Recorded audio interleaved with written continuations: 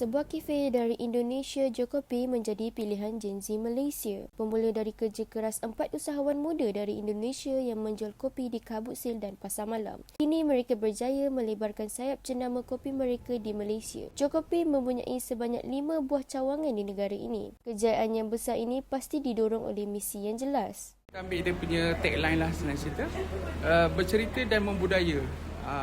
So orang datang sini, diorang akan bercerita pasal macam-macam benda lah, daripada segi bisnes, kata personal, apa semualah kat sini. So kita jadikan Jokopi ni salah satu tempat untuk bercerita, ataupun kalau orang Indonesia panggil nongkrong lah, lepak. Di sebalik menjayakan misi mereka, sudah tentu kejayaan Jokopi didorong oleh pelbagai faktor yang lagi besar. Kita punya kafe ni bukan terkenal, kiranya selalu didatangi ramai orang sebab kita punya operation hours salah satu sebab.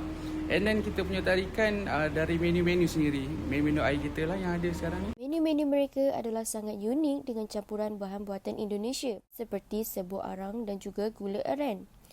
Usually kita akan order dekat kedai-kedai kopi yang lain, macam latte, americano, espresso and everything. So yang ini dia kopi dia lain-lain sikit lah menu dia ni.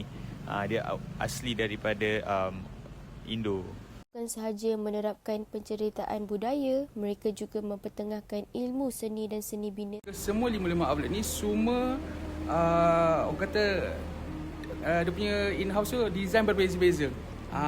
Kita ni artisan cafe. Kita bukan chain coffee macam cafe-cafe lain ke apa. Kita artisan cafe tapi kita tak bawa satu identiti. Kita bawa macam-macam identiti. First saya datang ni untuk lepak je, tapi sekarang dah jadi rutin because saya suka ke tempat dia sangat cozy and also selesa, cantik and kopi yang sedap. Dengan suasana yang santai dan menu yang pelbagai, kini menjadi pilihan ramai pecinta kopi. Saya Azira Rais melaporkan daripada Kuala Lumpur.